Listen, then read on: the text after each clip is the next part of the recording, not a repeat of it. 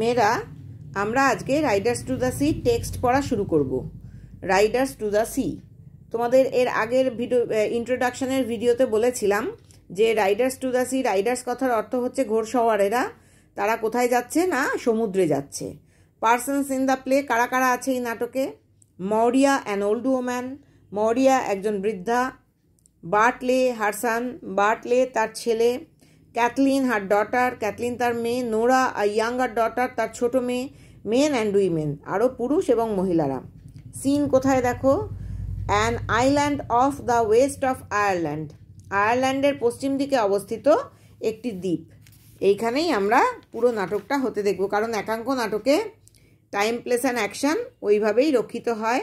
কোথাও time change হয় না, প্লেসও চেঞ্জ হয় না, আর অ্যাকশানও মোটামুটি একটা জায়গা থেকে আরেকটা জায়গা পর্যন্তই ঘটতে থাকে এবং একটা পয়েন্ট অফ টাইমে শুরু হয়ে ওই সেম অ্যাকশান একটা পয়েন্ট অফ টাইমে গিয়ে শেষ হয়। তার মধ্যেই ওই rising action, climax, falling action ইত্যাদি ঘটতে থাকে। দেখো, cottage kitchen with nets, oil skins, spinning wheel, some new boards standing by the wall, etcetera. Cottage kitchen মানে হচ্ছে রান্নাঘর।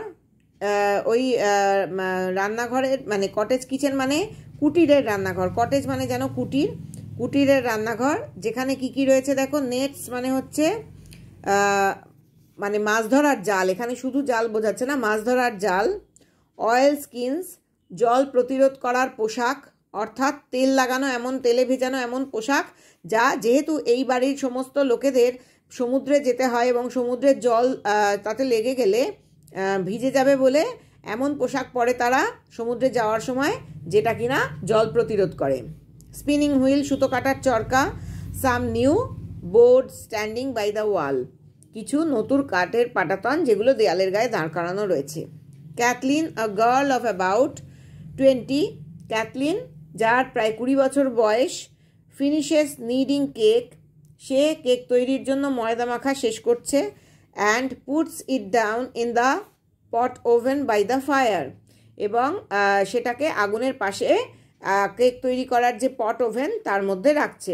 পট ওভেন মানে পট মানে বুঝতেই পারছো পাত্র, ওভেন মানে চুল্লি। আগুনের একটা এমন চুল্লি যেখানে কেক তৈরি করা যায়। আগুনের পাশে ওই কেক তৈরির পাত্রের মধ্যে রাখছে, পট ওভেন বা চুল্লির মধ্যে রাখছে। দেন ওয়াইপস হার হ্যান্ডস, আগুনের পাশে পট ওভেনের মধ্যে কেকের ওই ময়দা মাখাটা রেখে তারপরে কি করছে, হাতটা মুছছে। And begins to spin at the wheel, এবং চরকায় সুতো কাটতে শুরু করছে। Nora a young girl, Nora একটি আরও অল্প বয়সী মেয়ে। Puts her head in at the door, সে দরজার সামনে এসে দাঁড়িয়ে ভেতরে মাথা গলাচ্ছে, অর্থাৎ দরজার সামনে এসে দাঁড়িয়ে ভেতরে মাথা গলিয়ে বলছে।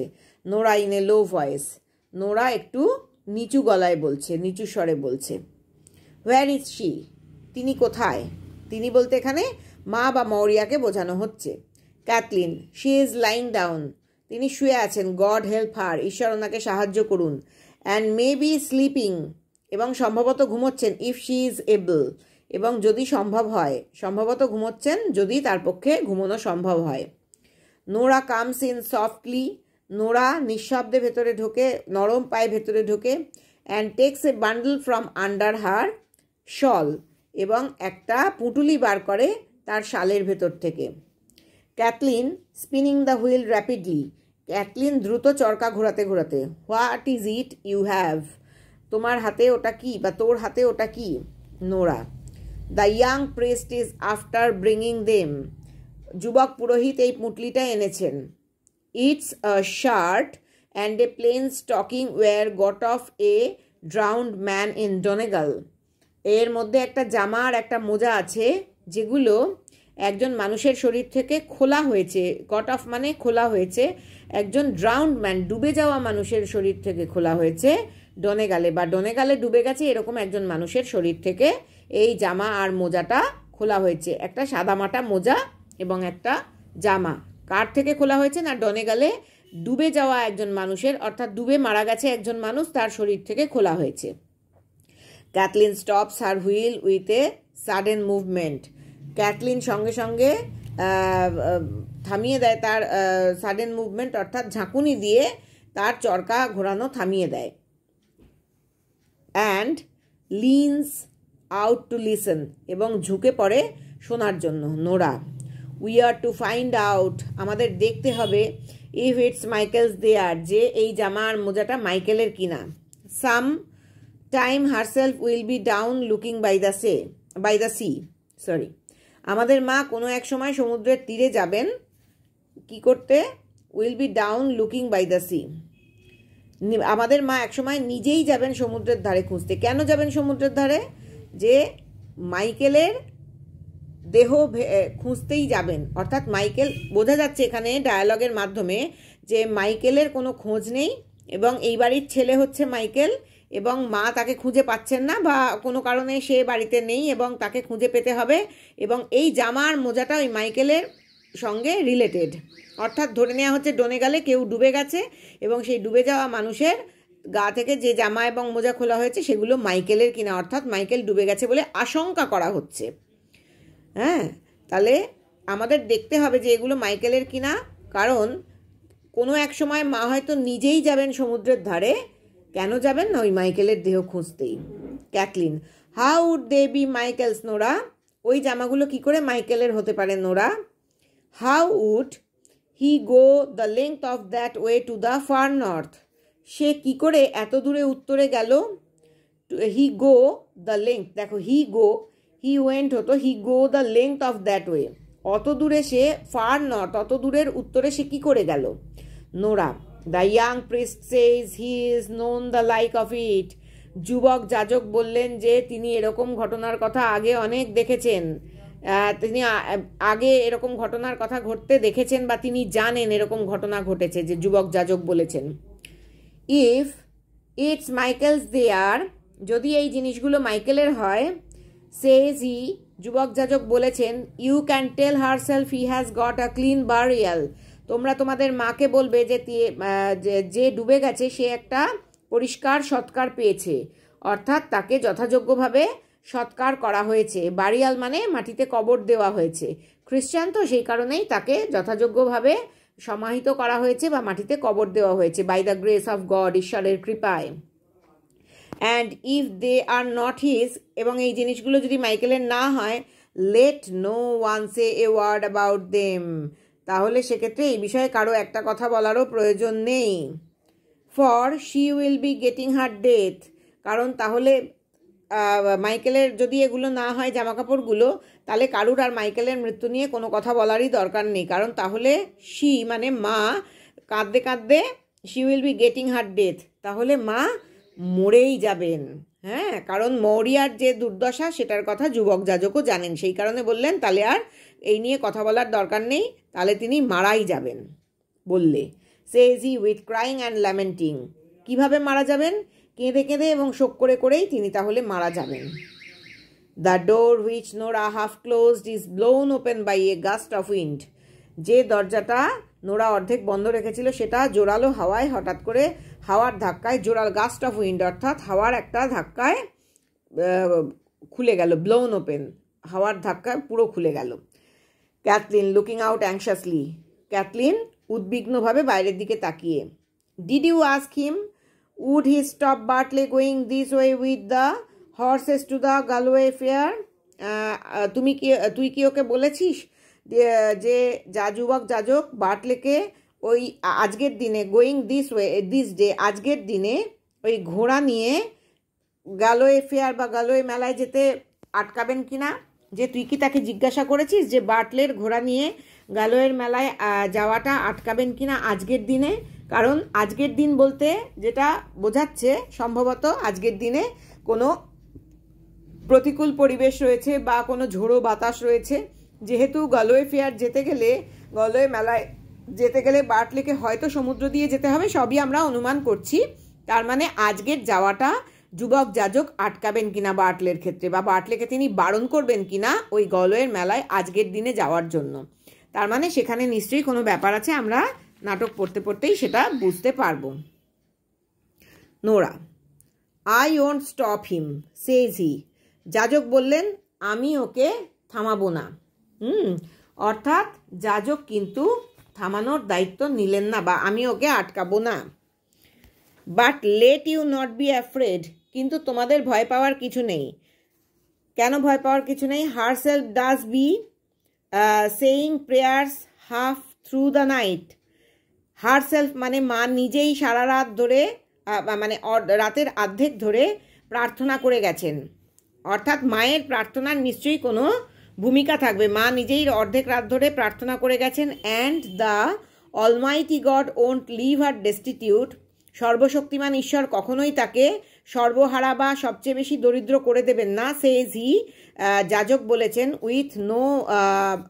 উইথ নো সান লিভিং, অর্থাৎ সর্বশক্তিমান তাকে পুরোপুরি নিঃস্ব করে দেবেন না, পুরোপুরি সর্বহারা করে দেবেন না, যার কোনো ছেলেই আর বেঁচে থাকবে না। হ্যাঁ, অর্থাৎ সব ছেলেকেই সর্বশক্তিমান ঈশ্বর কেড়ে নেবেন না, তাকে নিঃস্ব করে দিয়ে, যেহেতু তিনি মা নিজেই অর্ধেক রাত পর্যন্ত প্রার্থনা করেছেন। Cathleen, is the sea bad by the White Rocks Nora? আজকেও কি সমুদ্র খুব উত্তাল? ব্যাড মানে হচ্ছে খারাপ বা উত্তাল। সাদা পাহাড়ের আশেপাশের সমুদ্র কি আজকেও খুব উত্তাল? নোরা, মিডলিং ব্যাড, মাঝামাঝি রকমের খারাপ। গড হেল্প আস, ঈশ্বর আমাদের সহায় হন। There is a great roaring in the west, পশ্চিম দিকে খুব গর্জন হচ্ছে, অর্থাৎ জোরালো ঝড় বইছে। রোরিং মানে গর্জন হওয়া। And it's worse I'll be getting, it will be getting, এটা আরও খারাপ হয়ে যাবে। It's worse it will be getting, পরিস্থিতি আরও খারাপ হয়ে যাবে। When the tides turned to the wind, tide মানে হচ্ছে জোয়ার, এখানে জোয়ার নয়, এখানে বড় ঢেউ বোঝাতে। ঢেউগুলো যখন ঘুরবে বাতাসের দিকে, অর্থাৎ ঢেউগুলো বাতাসের সংস্পর্শে এলে বা বাতাসের দিকে ঘুরলে পরিস্থিতি আরও খারাপ হবে। She goes over to the table, অর্থাৎ এখানে একটা ঝঞ্ঝা বিক্ষুব্ধ সমুদ্রের কথা বলা হচ্ছে। তোমরা বুঝতেই পারছো যে সমুদ্র যথেষ্ট উত্তাল। যদিও নোরা বলছে যে মাঝামাঝি খারাপ বা মাঝারি ধরনের খারাপ বা মাঝারি রকম উত্তাল, কিন্তু যা বর্ণনা দিচ্ছে নোরা তাতে বোঝা যাচ্ছে সমুদ্র অত্যন্ত উত্তাল, অত্যন্ত বেশি রকমের উত্তাল, এবং আরও উত্তাল হবে যদি ঢেউ বাতাসের সংস্পর্শে আসে। She goes over to the table with the bundle, এবার নোরা টেবিলের কাছে যায় বান্ডেলটা নিয়ে বা পুঁটলিটা নিয়ে। Shall I open it now, আমি কি এই বান্ডেলটা এখন খুলবো? Cathleen, maybe she would wake up on us, এটা সম্ভব যে মা হয়তো উঠে পড়বেন। She would wake up on us, মা হয়তো উঠে পড়বেন। And come in before we would done, এবং আমরা কাজ সারার আগেই, কাজটা কি না ওই মাইকেলের কিনা ওই জামা কাপড়গুলো, জামাটা আর মোজাটা সেটা দেখা বা শনাক্ত করা, আমরা কাজ সারার আগেই মা উঠে পড়বেন এবং এসে পড়বেন হয়তো। কামিং টু দ্য টেবল, টেবিলের কাছাকাছি এসে। It's a long time we will be, আমাদের কিন্তু অনেকটাই সময় লাগবে। And the two of us crying, আমরা দুজনেই যখন কাঁদছি, হ্যাঁ, অর্থাৎ আমরা দুজনেই যেহেতু কাঁদছি মাইকেলের কিনা এটা ভেবে, অর্থাৎ তাহলে মাইকেল তো ডুবে গেছে, মাইকেল ডুবে গেছে যেহেতু, যদি দেখা যায় যে জামা কাপড়গুলো মাইকেলের, তাহলে মাইকেল ডুবে গেছে এবং ডুবে যাওয়া একজন মানুষের, মৃত মানুষের শরীর থেকে এগুলো খুলে আনা হয়েছে। সেই কারণে আমরা মাইকেল মারা গেছে ভেবে কাঁদছি, কাজেই আমাদের এইগুলো শনাক্ত করতে আরও বেশি সময় লাগবে। Nora goes to the inner door and listen, Nora কি করলো? সঙ্গে সঙ্গে ভিতরের দরজার কাছে যায় এবং শোনে। She is moving about on the bed, সে বিছানার উপর নাড়াচাড়া করছে বা এপাশ ওপাশ করছে। She will be coming in a minute, তিনি 1 মিনিটের মধ্যেই এখানে চলে আসবেন। Cathleen, give me the ladder, আমাকে মইটা দে। And I'll put them up in the turf loft, আমি ওই জিনিসপত্রগুলো জ্বালানি বা ঘাস রাখার, টার্ফ হচ্ছে ঘাসের চাপড়া বা যা জ্বালানি হিসেবে ব্যবহার হয়, খড়, সবজি পচা, হ্যাঁ, তারপরে ঘাস ইত্যাদি, টার্ফ। লফট, লফট মানে ওপরে যেখানে রাখা হয়। তোমাদের সবার বাড়িতেই লফট রয়েছে, আমার বাড়িতেও লফট রয়েছে। লফটের মিনিং নিশ্চয়ই বলতে হবে না, চিলেকুঠুরি বোঝায় আর কি, বড় একটা চিলেকুঠুরি মতো যেখানে জ্বালানি রাখা হয়। এই ঘাস রাখার, জ্বালানি রাখার চিলেকুঠুরিতে আমি ওগুলো রেখে দিচ্ছি। The way she won't know, যার জন্য তিনি বুঝতে পারবেন না। অফ দেম অ্যাট অল, তিনি ওগুলো সম্পর্কে তাহলে আর জানতে পারবেন না। And maybe when the tide turns, এবং যখন মানে জোয়ার শুরু হয়ে যাবে, she will be going down to sea would he be floating from the east, তাহলে যেই মুহূর্তে জোয়ার শুরু হয়ে যাবে মা নিশ্চয়ই নিচে যাবেন এবং দেখতে যে দেহ ভেসে আসছে কিনা, কার দেহ না মাইকেলের দেহ ভেসে আসছে কিনা সেইটা দেখার জন্য তিনি তখন নিচে যাবেন, অর্থাৎ তখন আমরা অনেকটা সময় পাবো। স্রোত বা জোয়ার দেখতে বেরিয়ে পড়বেন আর কি। হ্যাঁ, যেই মুহূর্তে জোয়ার আসবে তিনি দেখতে বেরিয়ে পড়বেন যে মাইকেলের দেহ ভেসে আসছে কিনা। আশা করি বুঝতে পেরেছ। They put the ladder against the gable of the chimney, তারা মইটাকে দাঁড় করালো চিমনির টেবিলের গায়ে, ওই পাশের দেওয়ালে ত্রিকোণ অংশে। হ্যাঁ, চিমনির পাশের দেয়ালে, গেবল মানে চিমনি বাড়ির ভেতরের যে ত্রিকোণ অংশ দেয়ালের একেবারে শেষ প্রান্তে তাকে বলা হয় গেবল। তারা চিমনির পাশের দেওয়ালে ত্রিকোণ অংশে মইটাকে দাঁড় করায়। Kathleen goes up a few steps, Kathleen কয়েক পা বা কয়েক ধাপ ওপরে ওঠে, and hides the bundle in the turf loft, এবং পুঁটুলিটা ঘাস রাখার চিলেকুঠুরিতে লুকিয়ে ফেলে। Maurya comes from the inner room, Maurya ভেতরের ঘর থেকে বেরিয়ে আসে। আজ এই পর্যন্তই থাক।